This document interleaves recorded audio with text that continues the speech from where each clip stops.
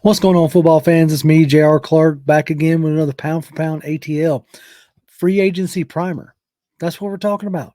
We're talking about the fact that this Sunday is the Super Bowl, which then concludes all the games for the 2022-23 NFL season.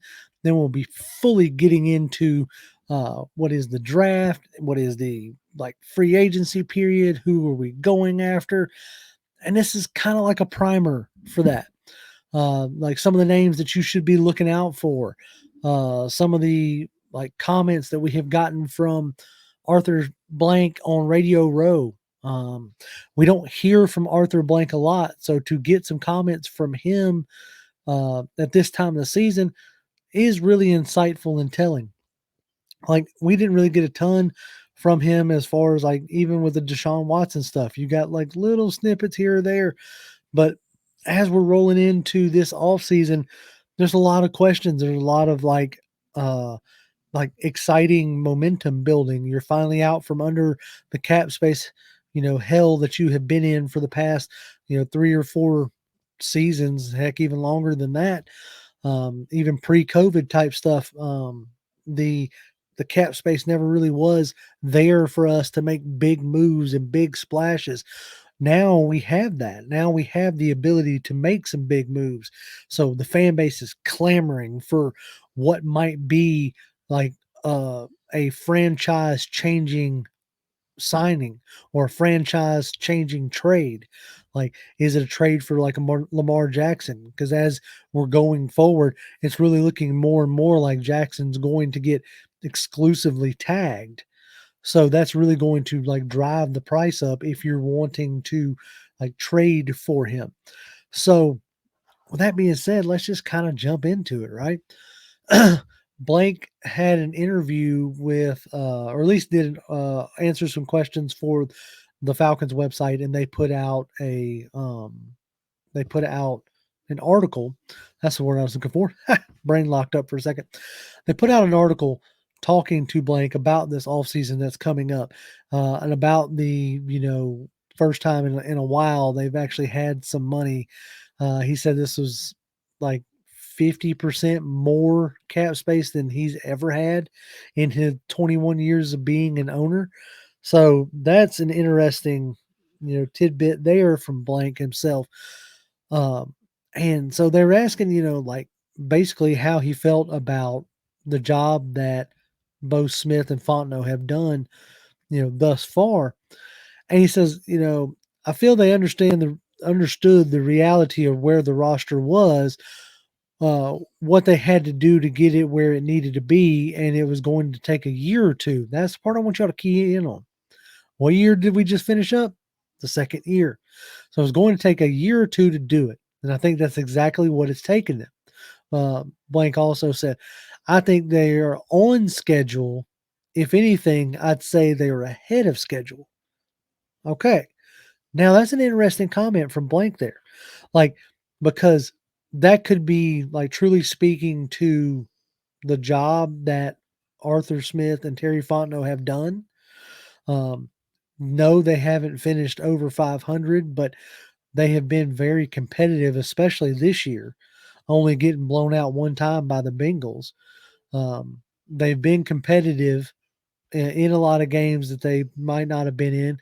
You beat the 49ers pretty handily.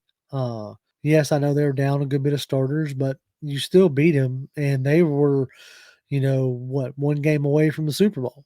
So those are things that Blank is taking into account when it comes to what Fontenot and what Smith have done thus far, right? But I think it also then, by saying they're ahead of schedule, maybe starts to put a little bit of pressure. Like, okay, we've seen what you've been able to do with a cobbled together roster. Now, what can you do with a fully fleshed out roster? I feel like that might be what we're getting, coming up. He went on to talk about on Radio Row, Desmond Ridder. Radio Row asked him about, how he felt about Desmond Ridder. And he says, we're very excited about Desmond.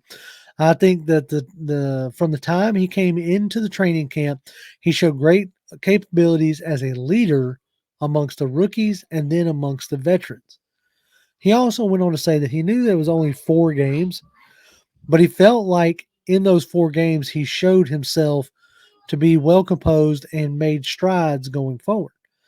Like after hearing, Blank say that he was excited about Desmond, and excited about what they had in Desmond. He didn't come out and just like say that he was, the QB going forward. I think he has learned from the past not to publicly pigeonhole himself into a statement, because I made a tweet talking about, after this little like blur broke, that Desmond's a Falcon for life, and it was a joke and it was a jab at years past where Blank in the media has made those comments about Julio Jones, about Matt Ryan being a Falcon for life. And yes, you could always consider them a Falcon, but they didn't finish their careers here, so they're not a Falcon for life. Julio Jones went to Tennessee and then to Tampa, and who knows what's going to end up happening with Ryan and where he's going to play next year. So I think Blank learned his lesson in that aspect, not to just come out and say that, oh, these people are this, and publicly making those statements. But it is encouraging to me, and also interesting talking about that he's excited about what they have in Ridder. I don't think that takes them out of the running for Jackson or whatever, but I do think that takes them out of the running for drafting a QB. I don't think that they draft one. I don't think that they sign staunch competition in free agency. Like you might get a guy, like the popular name right now is like a Jacoby Brissett, but you might get like a guy like a Tyler Heineke or a Gardner Minshew, somebody who can come in and push him and win, like play some games if needed.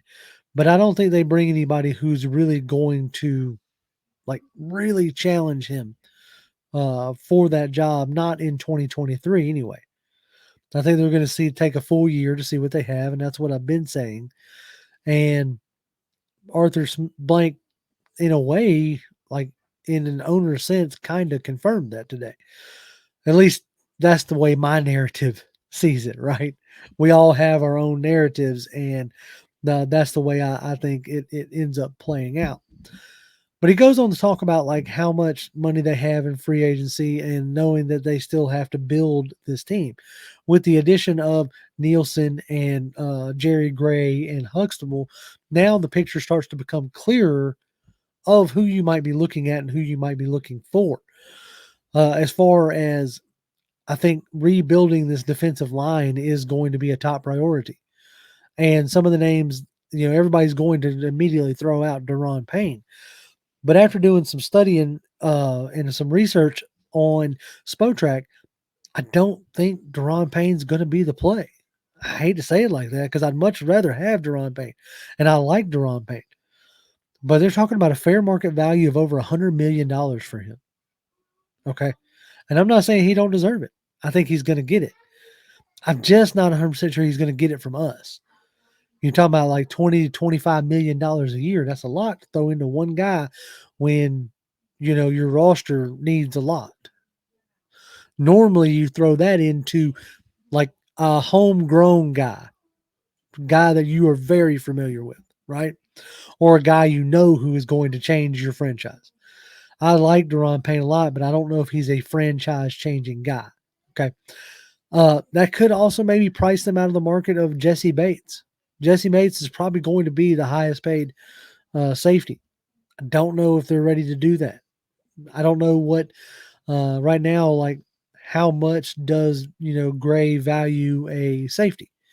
They could go with a guy he's more familiar with when Andre Amos out of Green Bay. You could probably get him at a fair market value of about $6 to $7 million a year. Now, back to the defensive line, you got 2 guys coming out of New Orleans or 3 guys really. You got Onyemata, you got Shot Tuttle, and you got Davenport.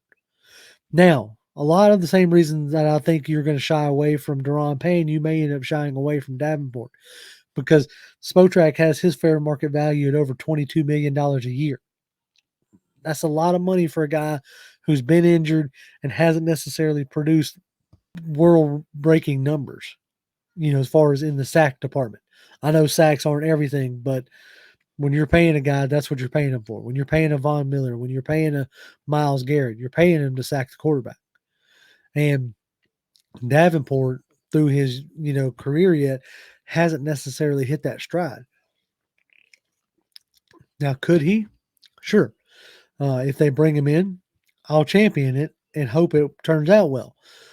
But I mean, Nielsen will know, and they could bring him in on like a smaller deal if he doesn't have a market out there. So it'll be interesting to see how that unfolds. But it's not just Onyemata, and it's not just Tuttle, and it's not just Davenport. You also got to keep in mind like guys like Sheldon Rankins.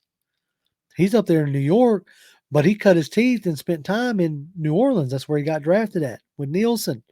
Okay. He's going to be a free agent. Do the Jets value him? His fair market value right now is set at about $9 million a year. That might be more doable. That might be more doable with a guy you're familiar with. Okay. Same deal. Like people were clamoring for Kadron Ellis, I don't think I said the first name right, but the linebacker out of New Orleans, young guy. He should be pretty cheap as far as that goes. But an interesting tidbit is it sounds like the Falcons are wanting to bring back a Rashad Evans. Played pretty well for him last year in Dean Pease' system. If they're not looking to blow it up, as they say, he might be a guy who could help that transition. Okay, if they're looking for that veteran leader, like Rashad Evans could definitely be that, then he could be there like, DeMario Davis as far as like veteran leadership goes. I'd have to study their scheme a little bit more to see if they play exactly the same, but I know Rashad Evans had like 150 something tackles, second in the league to only Foye Oluokun. He also had a couple sacks and I think a forced fumble. Very active player. And depending on if he has priced himself out of what they want to pay, it's interesting that it sounds like they're in the early parts of the negotiation. The pairing of him and Troy Anderson, therefore, at the tail end of the season, was a nice little pairing. If you wanted to bring in Ellis as your third linebacker, or give Walker a chance to continue to grow, maybe he plays a little bit better in this system versus Dean Pease's system. Only time will tell. Other guys that could be on their radar with familiarity. I'm really kind of like giving you the names that this coaching staff should already be familiar with. Okay. As this primer turns into full blown free agency talk, we'll get into guys who I think fit what we want to do here as I get a better idea of what we actually want to do here. Been last week or so focusing on the Senior Bowl. Now I'm going to be turning my attentions to free agency and figuring out who we really ought to go after. But guys like Von Bell, they have a familiarity with Terry Fontenot and a familiarity with Ryan Nielsen. This staff seems to really like their familiarities, like their comforts in guys that they know. So that's where I'm looking at first. I don't know if there's really, outside of Grady and outside of Taquan Graham, is there really much you're going to bring back? Did Timmy Horn do enough to earn himself more than like a backup role? Do you rebuild it with guys like Tuttle, with guys like Onyemata, with guys like Rankins? Like those already sound like, a better, more formidable front. And that's what Nielsen wants. Like that's his background. That's where he cut his teeth at. That's where he's made his bones at, is that D-line play. So I would imagine that's going to be a major upgrade, and one of the quickest ways to do that is bringing guys you're familiar with.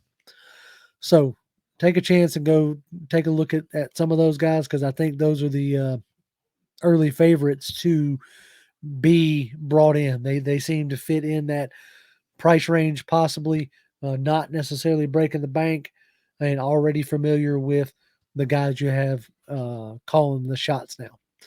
That's what I got for y'all today. Hope y'all enjoy this little free agency primer.